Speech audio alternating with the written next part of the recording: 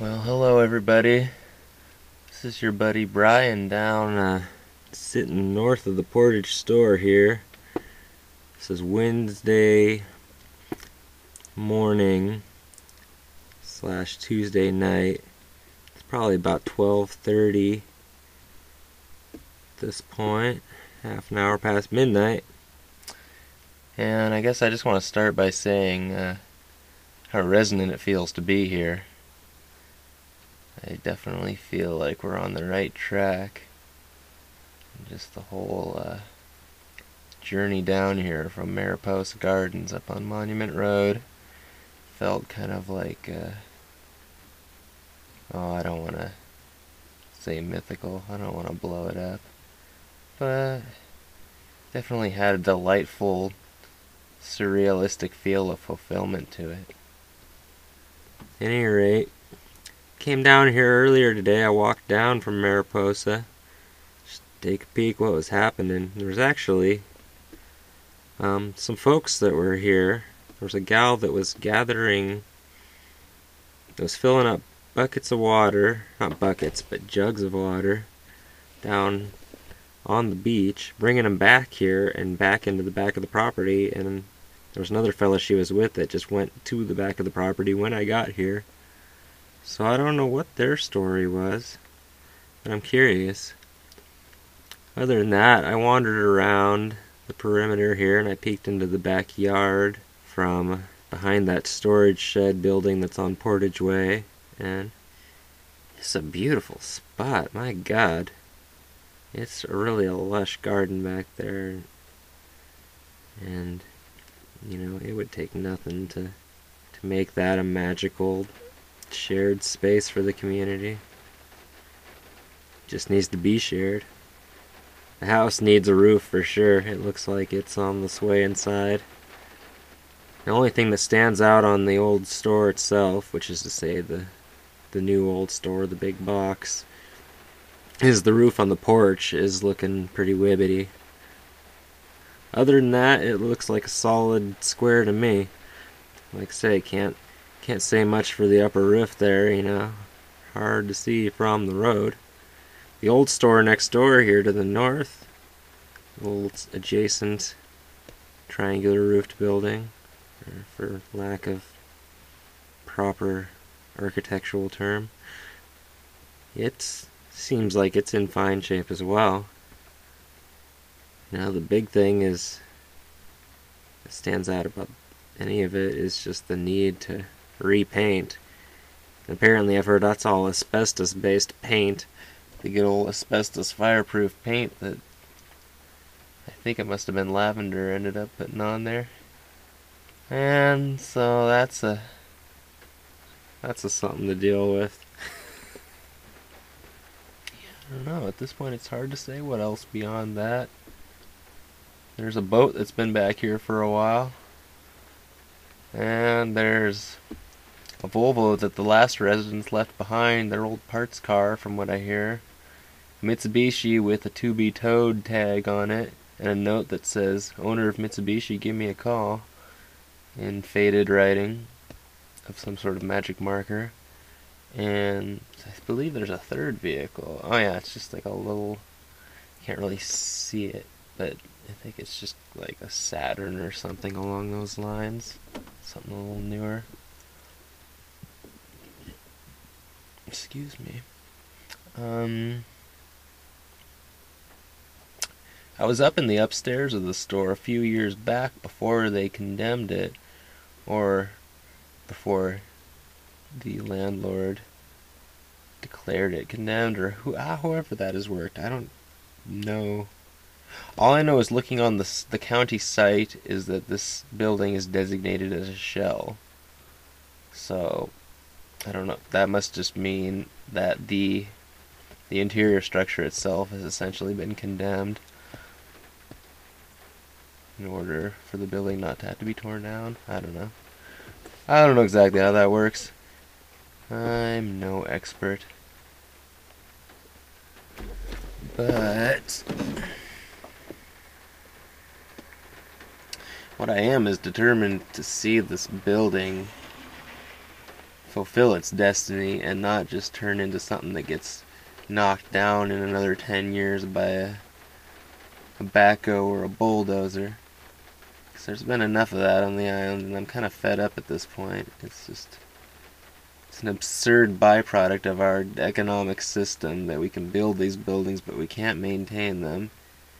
And there's more money to be made within this economy, quote unquote, by knocking them down and hiring people to build new buildings and paying for all this new wood because we were too, I don't know what, lazy or inefficient or stupid to just take the time to salvage these old buildings we're knocking down.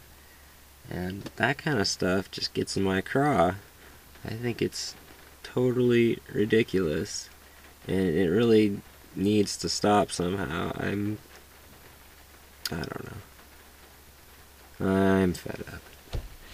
If this store can't be saved, then it's a pitiable state of affairs. And that gets us to the idea of the native heritage of this land, or at least I'm going to say it does. And I don't know. All indications I've come across, at least as far as Quartermaster is concerned, is that was the Puyallup that occupied that land. And now, on the north end, you've got Mukilteo lands. But now Kyle Britz was telling me that maybe that his impression was the Mukilteo were a tribe of the Puyallup. I don't understand how that works. I mean, is the Puyallup just a normal tribe, or is it almost more like a confederation of tribes? Really interesting, though. I'd love to learn more about that. And Swan Eagle Harrigan pointed me. I have no idea if I'm pronouncing your last name right, Swan Eagle. I apologize if I'm not. Pointed me in the direction of Kathy Flynn, who's a wonderful woman whose daughter I dated in high school, for whatever that's worth. She knows a lot about the settlements on the island. So, I am gonna ring up that contact with her, or just hope for synchronicity and run into her uptown or at the gas station or something like has happened before. Or maybe even on the ferry, if she's still commuting. That's an important thing to look into. And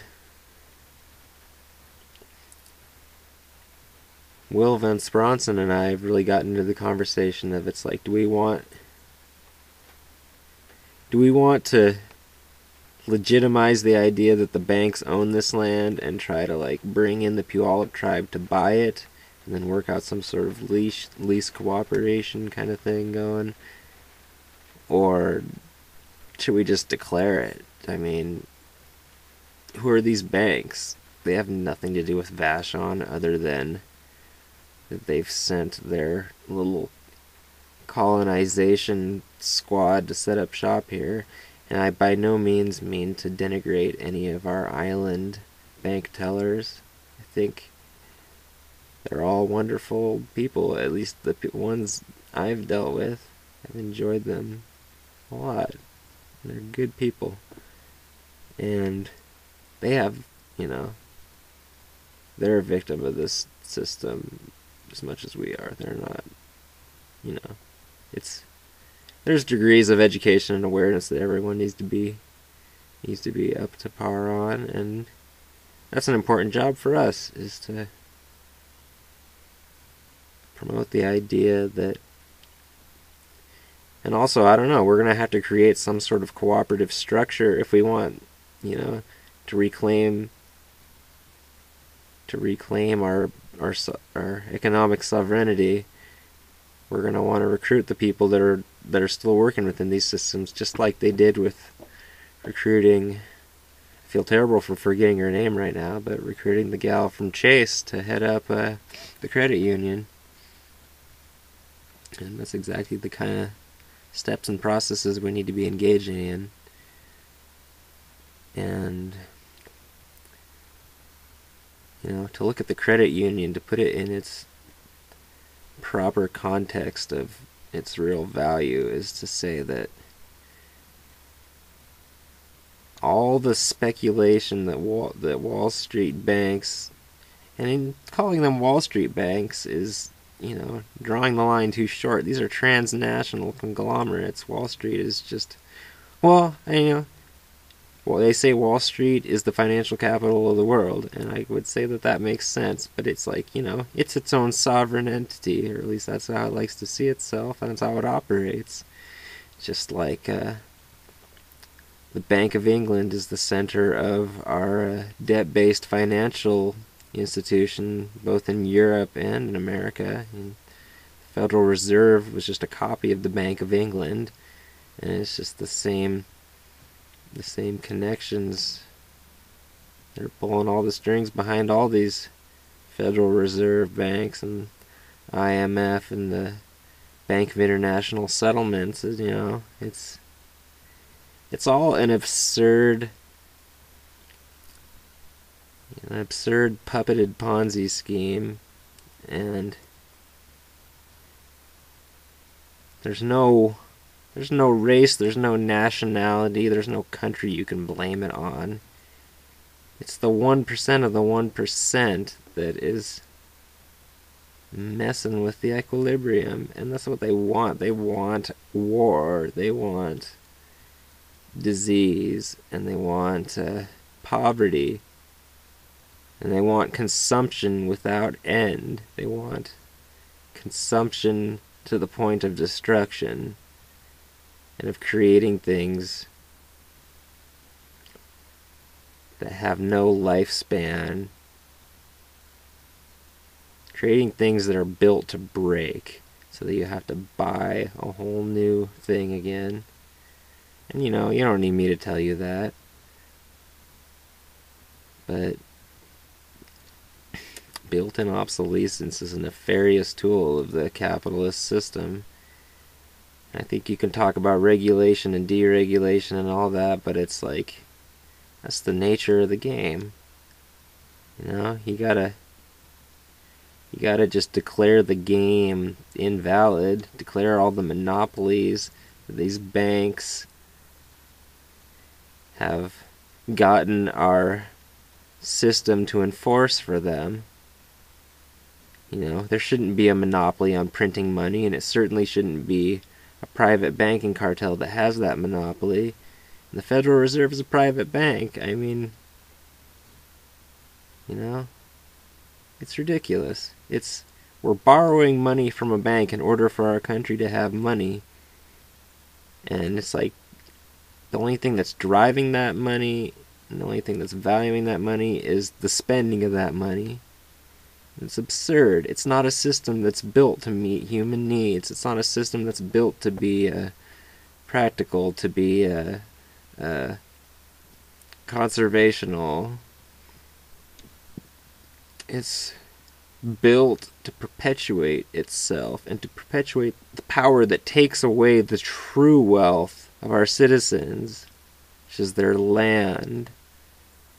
Or not even to say their land, which I would say their land in the collective sense of the commons, I would rather, than private property ownership, but that's a digression. I would say, they are depriving us of our stewardship of our community, and they are taking property away from people who need it and just sitting on it. They're not selling it, they're not renting it, they are just sitting on it because they know what the real value of that is. And it's not a monetary value, it's not how much equity can I leverage out of this, it's what that land is. That is soil, that is structure, that's where we grow, it's where we live. And to take that away from us for some damn monetary exchange is just absurd. And I'm fed up with it. Straight up. So, that's why I'm occupying Portage.